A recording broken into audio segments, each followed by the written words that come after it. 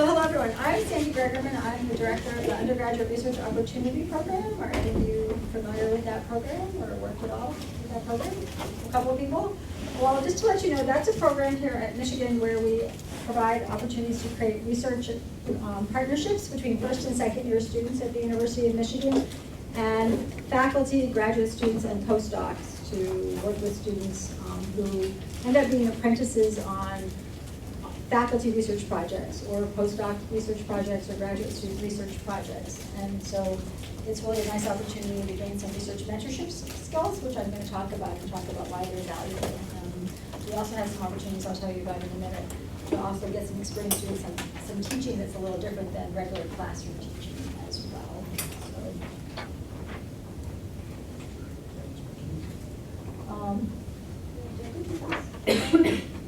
So I'm going to talk a little bit about undergraduate research because in many ways it's a pedagogy that has been around for a long time, but it's a pedagogy that really is increasing at all kinds of institutions across the United States. And so as people going out and thinking about future faculty positions, you may not necessarily have thought about undergraduate research as a skill set that might really benefit you as you're going out on the job market.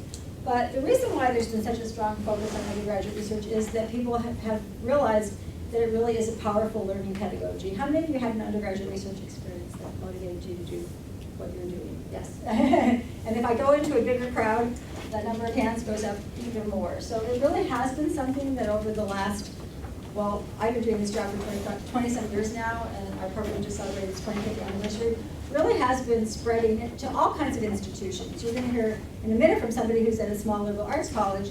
And the reality is that undergraduate research, by and large, started at small liberal arts colleges where faculty wanted to remain research active.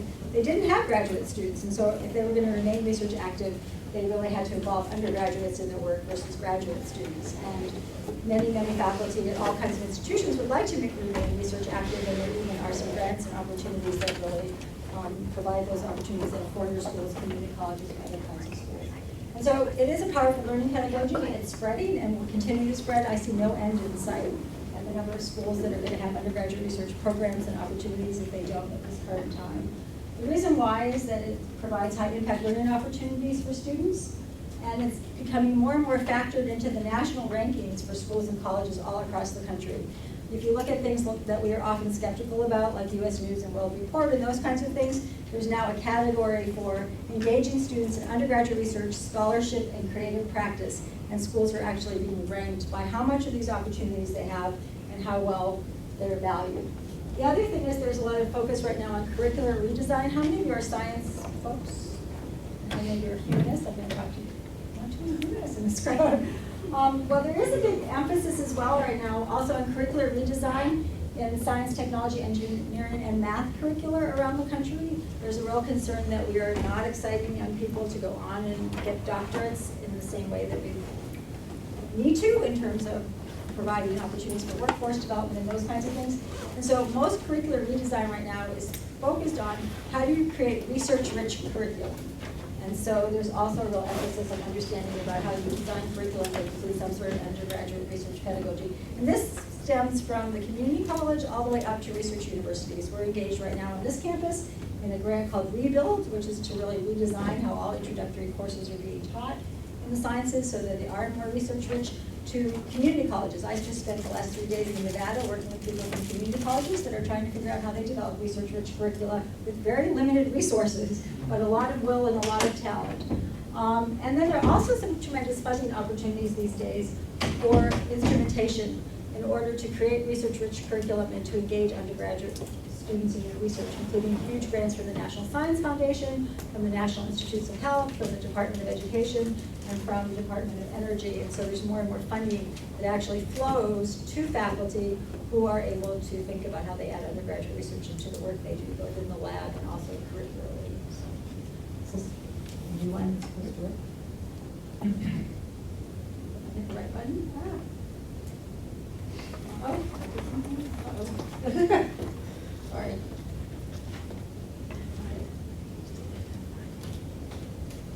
Thank you.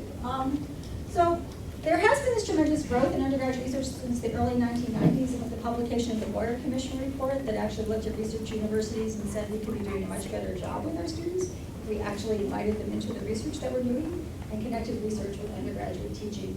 And then major funders from Howard Hughes to the National Institutes of Health are actually, as I said earlier, looking for opportunities to create more research-rich curricula, believing that that will really excite our students to go on and become all of you and go on and get doctorates and advanced degrees as well. But the funding also goes to a whole array of institutions. For example, Howard Hughes will have a competition just for liberal arts colleges, and NSF will have a competition just for liberal arts colleges, as well as for research universities or community colleges as well. There also are a whole variety of funding opportunities that flow with having some examples that you can show that you've actually engaged students in research and scholarship both. The Faculty Early Career Development Program supports the role of teacher scholars more and more, and they really want to see and have you demonstrate that you've had some experience integrating both research and teaching in your work. There are grants called Facilitating Research at primarily undergraduate institutions. They're often early career grants for folks who are trying to get research going. And most calls for the proposals include the words integration of education and research. And that means not only that you can teach, but that you also know how to engage students in your research and your scholarship and your creative activities. We have a theater person here, so I want to make sure I'm always saying creative activities as well. So I want to give you a couple of other examples that are from the humanities, because I was told this would not be mainly a science crowd. The Mellon Foundation is a big funder right now of undergraduate research and scholarship, especially primarily undergraduate institutions. And they have several programs where they're trying to provide opportunities for students in the humanities in particular to gain critically important research skills and training in faculty director research scholarship and to pursue their own research questions and more fully develop their interest into a senior theses and those kinds of things as well. And part of that is with the understanding that we also would like to create more students who want to go on in the humanities, although sometimes we do worry about that. Some of you may worry, usually are in the job market, about the humanities. But that scholarship and engaging students in collaborative work is just as important in the humanities, less familiar, less done, but equally valuable to students in terms of a high impact activity. And there also is a special program called the Mellon May Scholarship Program designed for students and faculty at historically Black colleges and universities to try and encourage more underrepresented students to earn PhDs in linguistics and other areas of the humanities.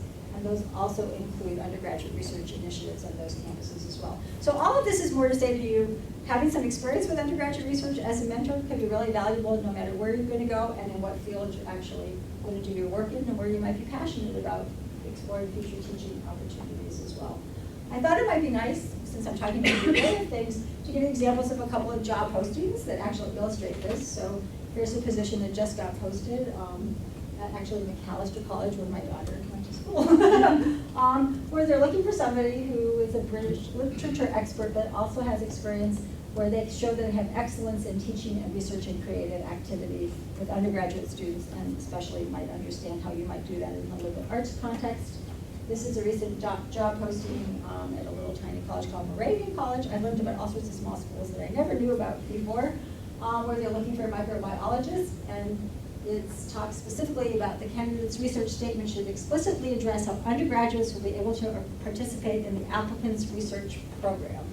So, these are the kinds of things they're looking for more and more, and almost all these job postings that come across my desk because I'm part of a national organization have language very similar to this. This morning I got an email, which I wasn't able to include, from the University of Maryland that just got a very large grant, and they're actually looking for somebody called a research educator for 3-year appointments where they're going to help to develop research-rich curriculum, work individually with students on research projects, and also work with group students on projects related to things like microbiology, and autoimmune diseases, and those kinds of things. And that's a position and a title I've never seen before. And if anyone's interested, I actually have the job posting that I printed off and certainly could send your way. But more and more and more you see these kinds of things. So what are the benefits for you while you are a graduate student or a postdoc to get involved in mentoring students through undergraduate research? Well, it's all those things I mentioned before, because if you're applying for those kinds of positions, you'll be able to talk about the experience you have doing it. But I also think no matter where you end up going, maybe you will just work with graduate students, what you'll really do is develop research mentorship skills for future faculty positions. And many of our postdocs and grad students who worked with us I write many, many letters for job positions for them and recommendations, but they often report that the fact that they've worked with undergraduates in research means that when someone says, are you ready to start your own research group, they can say absolutely, and these are some of the things I would do, and these are some of the things that I have learned. So I think it can be really valuable for you to develop your own style of research mentorship. I also think it gives you great insight for future teaching. Many times students will tell you things in the research setting about what they like about their classes or don't like, what they like about how people teach or don't like, in that sort of informal setting, that I think really can inform your future work as a faculty member. It often, also in my program, is an opportunity to work with diverse students, community college students, and other students you might not normally work with. And you can talk a lot about the experience you have working with a diverse set of students as well, in terms of the kinds of institutions you ultimately may apply for. I think you also get to participate in a very unique undergraduate teaching experience, which is often hard to acquire anywhere else. You gain experience, as I said, working with diverse students. It certainly will add to your market skills for future positions, augment your portfolio. And also, some of you are working on your PI's project, but some of you might even have some projects percolating that you'd like to think about getting started. It's also a way to engage somebody in a project that might help further what you want to do ultimately outside of the main work that you're doing, and help you get some things going that you might not get as well. So it can be advantageous in terms of productivity as well. So if you are interested in becoming a UROP mentor, this is my shameless plugs. I have a couple of shameless plugs. You know, we basically, I'm thinking ahead for next year, we basically are almost done with the application process, although I do have some wonderful students still looking for projects. So if you happen to have a project idea, please feel free to talk with me. But that's sort of the basic outline of sort of getting involved in UROP. How many of you are still going to be in it? So it's not too late. You still have that opportunity, and I'd be happy to talk to you about that. But we also have some short-term teaching opportunities that are happening right this minute and in the summer. We are looking for people for next summer who might want to be a journal club facilitator for our students who do research through our summer program. So if any of you are interested in doing that and getting some skills running a journal club, we'd be happy to talk to you. We also have opportunities during the academic year for you to teach research skill building workshops to our students, anything from MATLAB to Stata to SBS to NVivo. So if any of you want to get some more additional teaching experience doing any of those, I'd love to talk with you as well. And then every other week, we have 42 seminars that we run for all of the 1,400 students in Europe. And my peer advisors are always looking for graduate students, postdocs, and others who might want to give one of these seminars. And we are desperately interested in having some of you. Again, a great opportunity to develop more teaching opportunities, and I have some forms. So that's my shameless plug. I think if any of this sounds intriguing to you and you're thinking about future faculty preparation, there is a national organization called the Council on Undergraduate Research, which has a handful of people that look like me and have jobs like mine, but most of the people are faculty at all kinds of schools around the country. And they have some wonderful resources on their website, and these are some examples of the kinds of handbooks and things that they have, from community-based research to creative inquiry in the arts and humanities, working with undergraduate students.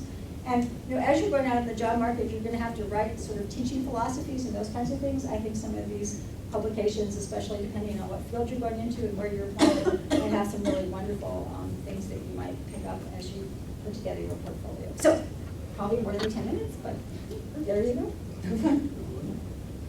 Thank you. Since you stood up, I'll stand. So my name is Lanny Potts, and oh, you left me your reading glasses. Let's see. There you go. They're really dirty. Oh, yeah, they're almost as good. My name is Lanny Potts, and for 6 years at Kalamazoo College, I was the associate provost for academic affairs. And so one of my roles as the associate provost was hiring all of our adjunct faculty, as well as being part of the hiring process for our full-time faculty coming into the institution. And I had the pleasant task of wearing the hat of training all of our new faculty. So generally at Kalamazoo College, we're a small place. We have approximately 1,800 students, so small place. We generally would have, 14, 15, 16 probably new faculty coming in a fall that we would want to work with. So I share that with you because there's three pieces that I wanted to just sort of share with you before we open it up, hopefully for some questions and discussion. First of all, I come to you with experience, not necessarily expertise, but I wanted to share with you a little bit about what we did with our teaching of our new faculty and our students. So that's number one, hearing from the students themselves. What do students want? The second thing that I wanted to share with you is our observations in working with students. So we know what students want, and also if we pay attention, sometimes we have an idea of what students need. Even if they don't know they want it, we have an idea of maybe what they need. And then the third thing I would share with you is just a little bit about how I myself work within the humanities in working with students. So the first piece, thinking about what is it that students ask for in faculty. We at the college, there's the usual suspects, so we would sort of survey our usual suspects of students. We would put some feelers out, and we would ask the students if you could ask if you wanted in a new classroom with a new faculty member, if you could say, this is exactly what I want, what would your list be? What would the bullet points be? So here's some things that we found from our students, and these are pretty universal, right? In addition to the usual, it'd be nice to have a syllabus to know when the tests are and what I need to do to get an A, get those things out of the way. A lot of students really, we find, and I don't know if this is particularly unique to a smaller institution, but a lot of students really want to establish a relationship, a mentoring relationship with faculty members. Obviously, at the first year level, not so, most of our first year students don't really even know why they're there yet. Some of them do, but many of them don't. But as they progress, and again, remember that we're asking juniors and seniors this question, right? What would you want if you were meeting with this person for the first time? Many of them we found that they want to have more than just an advisor capacity role with faculty, especially as they were able to define for themselves their research and their research interests. So as you're thinking about the work that you might be doing someplace, is there a way for you to define that work in such a way that it might include or be, not just of some strange, odd interest that's, but also of some broader interest? The things that students respond to is, what are you passionate about? Right? Many of us probably have gone into teaching, or we've gone into our discipline in part because we have an interest in it, but also, I'm sure, to a large extent because we've been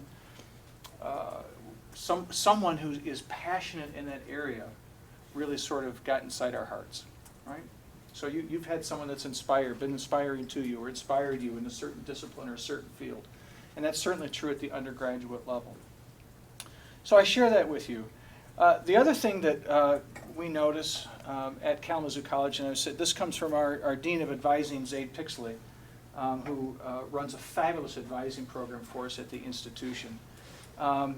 You spoke of mentoring students, i.e. research interests. We also find that we mentor students, particularly at a small undergraduate institution, teaching-related institution, very much in advising capacities, in an academic mentoring position, right?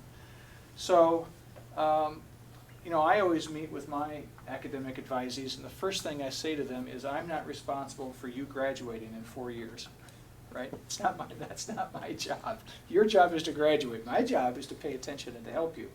So one of the things that I would share with you, and we find this a lot at Kalamazoo College, is simply paying attention to the work of our students. Just being aware of the things that they're interested in is a very, very important part of mentoring and of advising.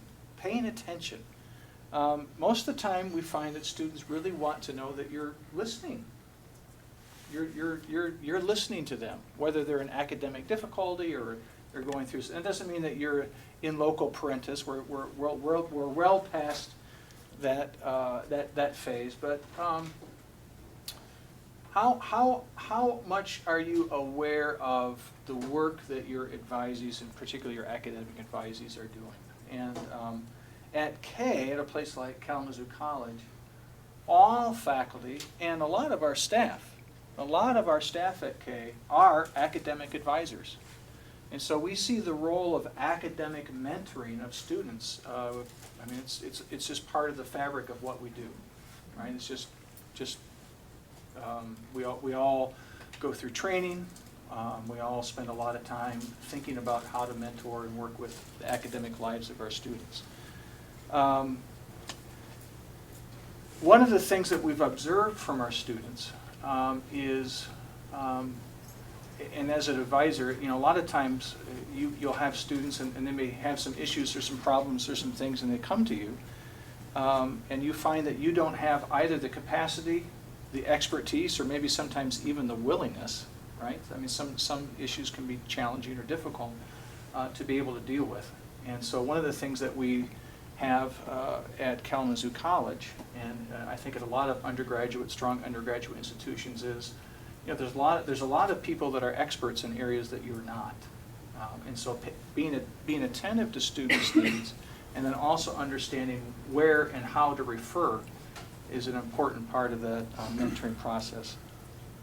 The last piece I'll touch on, number 3, is just responding a little bit to what you were sharing in the humanities area. In my discipline, mentoring, working with students, I have to say that at least in the performing arts, we're probably one of the last guilds, the old-fashioned guild system that exists, right? So you really need to learn by doing. And what I have found in my discipline, and I've been teaching, I'm a professional lighting designer, and I've been doing that for over 25 years. The way that you learn that craft, the way that you learn that work is by doing it. And so the only way that really students are able to work, at least in my field, in my area, is by doing the work alongside with me. And that's really kind of nice, because I have to have students working alongside with me to be able to do that work. In our science areas, in our biology program, our chemistry program, our math program, our psychology programs, our physics programs, a lot of faculty will work over the summer. They'll write grants to be able to work and mentor with students in those areas. We do the same in my discipline, the humanities. And so, a really great part, I think, of the work that I get to do, I'm privileged.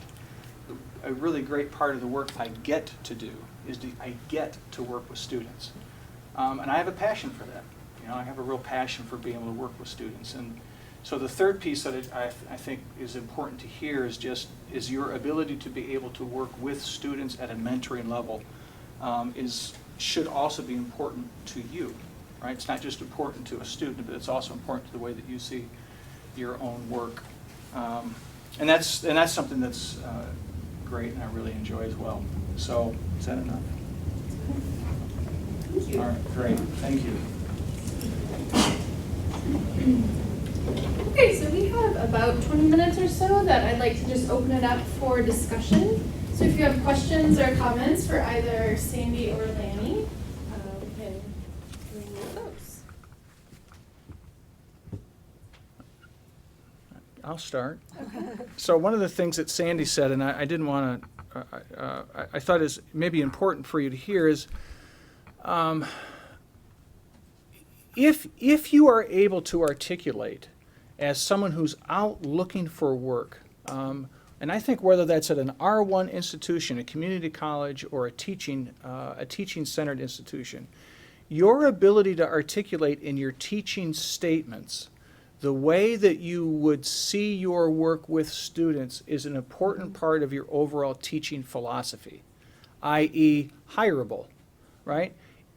If I'm able to see someone able to articulate not just work in the classroom, but someone who has an understanding of what that work might also be outside of the classroom, for me that's a possible game changer. It certainly would be at my institution. I think it might be likely that might be a possible game changer for other institutions. So finding for yourselves ways to articulate what Sandy said in terms of how do you see that work that you might do, right? Not just in your own laboratories or your own work, whether that's humanities or STEM-based, but outside of that realm as well. I think it's really important. And to demonstrate that you've done that already and have some experience with it with undergraduate students Huge. is critically important no matter where you're going to apply for positions, I think. Mm-hmm. One of the things I see in the landscape I have is that Research universities are now paying more emphasis on teaching and engaging students in sort of high-impact activities, and traditional liberal arts schools and community colleges are paying more emphasis now on people who can actually start doing research. So it's very interesting to see the convergence. The difference being that the poor people at community colleges and liberal arts colleges have a much higher teaching load at the same time that they're being asked to do research, whereas here, faculty spend a lot of time doing research, and their teaching load isn't quite as extreme. And so, but there is definitely convergence I see nationally as I talk to people around the face of these institutions and how they're changing. Years ago, no liberal arts faculty member probably was told you have to be really research active and be bringing in external dollars. But now I would say that's much more the norm. Yeah, it's a big part of our work. It's really, really, as I think probably surprising to many of you. So. Okay, let's go over here and then we'll come up to it. This question is primarily for Dr. Potts. Coming out of the School of Music, one of the things that I constantly sweat about when I'm thinking about being a professor somewhere is getting undergrads ready for the virtually non-existent job market. And my question for you is that when you are advising undergraduates, particularly in humanities fields, how much of your decisions with and for them is influenced by what they want to do after graduation? And would you advise a student whose career track, so to speak, differently than you would advise someone who's just interested in theater but maybe doesn't want to pursue it as a vocation? It's a great question. I'm gonna. So there's two pieces to your question, and we'll just give me a chance to chat about each of them. So one piece of your question was, the nature of work available outside of your academic life. So whether you finish your undergraduate career or you're going to go on to a graduate career and then eventually end, what's the nature of the work market after? And that's an interesting question because I think the answer in part is true both for humanities and science-based students. For example, if I'm in a pre-med track and I decide in my junior year to take MCATs, but I haven't had neuroscience and I haven't had a couple of chem classes and I really haven't, I've struggled a little bit. My MCAT score is likely not going to be terrific. Maybe I'll be at a 72 or a 75 or something like that. Maybe I want to get I'm going to need a 98 to get to the three places that I really want are on the top of my list. Likewise, let's say that I'm a music student, and I'm a really great student, but I don't have what you might call chops. Right? Well, guess what? The pre-med student doesn't have chops either. So the question sometimes becomes with students, how can we have the challenging conversation with the student about the reality of their skill sets? Right? That's a really hard conversation to have. At a place like Kalamazoo College, I'll be honest with you, we're not a big musical theater program at Kalamazoo College. So guess what? We're generally not attracting Broadway-bound stars to our arts programs at Kalamazoo College, i.e., we don't often attract people with great chops. So does that mean that then there's no life after college? And that's your question. But I wanted to infuse that because I think in science programs, I think Orgo does a lot of sifting, right? You don't have to have the conversation.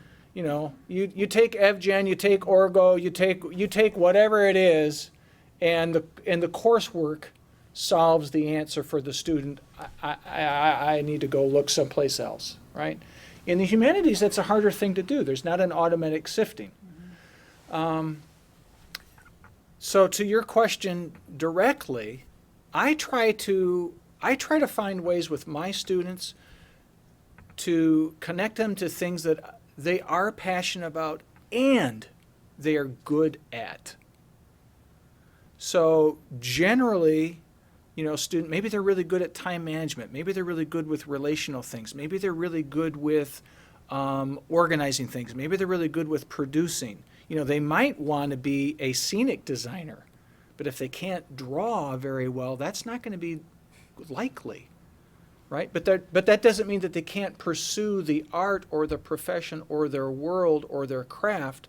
They may need to think about doing that differently, right? And I don't know how that translates for musicians, but I've been working for 17 years with the New York Arts Program, so we place a lot of students in New York City for an extended period of time. And I'm always amazed at how ignorant I am about the world of music and how much there really is in that world, beyond playing a trombone, right?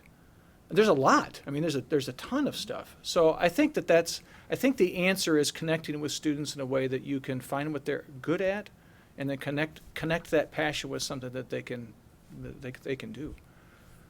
Sorry, that was a really long answer. So I just had a quick question about at the initial academic advising meetings when you first meet with them, do you openly tell them that you're there as a mentor in both school and life, or how do you go about establishing that initial relationship? That is a great question. I think the answer to that may depend upon the culture of the institution. So I think different institutions approach the answer to that question differently. At Kalamazoo College, we approach the answer to that question is, yes, I am both an academic mentor and a life mentor. If you are struggling with life and you would like someone to talk to, I'm available for you to listen. I may not be qualified to have all of the answers, but that's not my job to be qualified in everything. It is my job to listen, right? And so we find that the best academic mentors at undergraduate institutions are people that pay attention and listen, right? And part of our culture at our institution is that we pay attention and we listen. And then when we come to issues that students might be confronting, and sometimes academic or otherwise, then we're able to, if we can't answer the question or we don't know who to call, we can refer, right? And actually, as he was talking, we have an outstanding research mentor award that we give, and many graduate students and postdocs have got them. And the letters that the students write are really not about the research. It's really about the interest that person took in their personal lives, in their academic success, in how they did on their chem exam, on all of those kinds of things. So having someone that will listen and talk to people and take an interest personally in them is valued in many ways more than the actual research thing. And it's really been stellar, outstanding to me how each and every one of those awards talks about that personal listening and the care and concern that people have had about them as students at a place like Michigan, or their personal development and their personal goals and ambitions. So it's striking that even in that setting, those are the things that are so critically important to students. And even though this is a room of future faculty and teachers, I think it's important to note that mentoring, that often happens with staff as well. Mm-hmm. So, it could be an on-campus job that a student has, or like at Kalamazoo College, as I said, some of our staff actually are academic advisors. And so the connections that students make with everyone on campus, mainly because they listen, right? That's the key, listen. Yeah. And ask, how are you doing? How was your day today? How was last week? Did your exam go well? It's really simple things like that they value. You can't believe how they value it at a place like Michigan in particular, but I imagine anywhere. Yeah, really true, yeah. Great question. I'm sorry, as a follow-up then, do you recommend having initial establishment of meetings that you hold throughout the year, or do you just keep an open door policy to let them come back and talk to you? I imagine that different folks handle it differently. Here's what I do. That's on your load. Yeah. I mean, here's what I do. My door is always open, and I would say on average, i.e. 98% of the time average, I see students during required academic advising sessions. Most of my academic advisees don't stop by. I have a couple of students that have been in some academic difficulty, and I've met and I continue to meet with this one student once a week, which is a lot. I mean, I would say that my own students in my department, I can't get rid of them. They're like at my door all the time. So, You know, it really, I think it depends. And what I think we have found institutionally is that students that struggle may not always connect with their academic advisor, but they're connecting with someone. Maybe it's you know, a staff member or someone in the department, and sometimes with the academic advisors too. Are your advisors assigned by department primarily? Or when for freshmen, how are freshmen assigned? Because it differs at different liberal arts It colleges in is. particular. We at K, every available academic advisor usually gets about 5 new first-year advisees, and generally you stay with those first-year advisees until they declare a major, which at K is in the winter of their sophomore year. So you're usually with those students about a year and a half, and then they usually connect with someone else. I have a hard time getting rid of mine, but you know, it just depends. So I asked that because both my kids went to small liberal arts colleges, and they took first-year seminars, and their first-year seminar instructor was their advisor. So that's why, and that's a bigger load than 5. That is, and at K, what we do is each first-year, so all the students take a first-year, each first-year seminar at K has 3 academic advisors. So we make that load smaller. Yeah, I was just curious. You go crazy. Oh, yeah, well, that's, I mean, there were seminars had 20, but still, they had 20 advisors. Yeah, that's a and lot. it was That's a lot. That's a lot to keep track of. Any other questions? Yeah, go ahead. Well, Lanny, to address what you were saying about not being able to get rid of students, how do you handle saying no and maintaining some kind of balance between your work and mentorship, which is, I mean, mentorship is fulfilling in a lot of ways, and I found in my own teaching experience that I often spend far more time teaching and extending my office hours, and my own work kind of falls to the wayside at times. Yeah. So I think that there's 2 answers to that question. I mean, the first thing in terms of saying no is I think generally faculty that are passionate about being at teaching institutions are really bad about saying no. You know, it's a character fault, right? So it's hard. I mean, that's part of why you do that work. So it's hard to say no to those students. I certainly have no problem setting office hours though, and saying here's the office hours, and if you can find, you know, if you want to come see me, I'd love to see you, but try to find time that fits here, and make sure students email you. The other thing about saying no, though, and I think in protecting your time is when you're at an institution, and I've certainly I've done this a lot, is I see my role for my young faculty colleagues as protecting their time. Like if you came to Kalamazoo College and you were in my area, my job is to get you tenure. And one way that I get you tenure is by protecting your time, right? So part of helping new faculty colleagues say no is also the mentoring role of faculty, right? And we didn't really talk about, you know, that mentoring capacity within institutions. But that's a really important thing, and I think if you're out interviewing, one of the things that you could ask is, you know, how do you, ask the question, how do you protect new faculty time? Because you know what? Guess what? It takes longer to prepare syllabi the first time you're out of the gate. No surprise. In fact, it takes a lot of time, right? It takes longer to learn how to do academic advising. It takes longer to think about how to work with, it just takes longer, right? It's not, and it just does. It takes an extraordinary amount of time. So that time needs to be protected. And part of the protection of that time needs to come from your department and your department chair.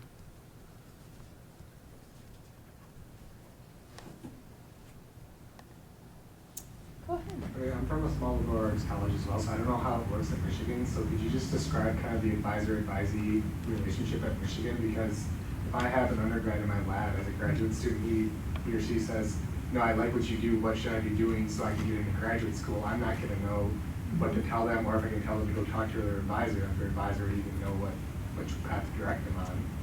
Well, it's twofold. So at Michigan, we have professional academic advisors. So in the Liberal Arts College and the College of Engineering, and so they do have an academic advisor. They may not be as well versed as to how do I choose a good graduate school in microbiology or something like that. So it would be more an informal kind of advice they'd want from you, but the actual process of applying and things is something that their academic advisor or their departmental advisor should tell them. And then we also have concentration advisors who are themselves faculty, who can give more expert advice once they're juniors and seniors about sort of applying to grad school and those kinds of things. Courses for juniors and Yeah, well, seniors. yeah, so you wouldn't have to work, no, I don't think what they really want from you is advice about picking courses. They have both the academic advisor and the concentration advisor for that at Michigan. But in terms of sort of, well, how did you think about going to grad school, or where am I going to go, or the more formal advice, I think that's something that I think they're looking at you as a role model, and I think that's what they want from you. But you don't have to spend a lot of time doing that kind of advising at all. No, we have professional folks to do that. Great. So the rest of the time is yours in this session, but I do want to take a moment and thank Lanny and Sandy for their comments. Thank you.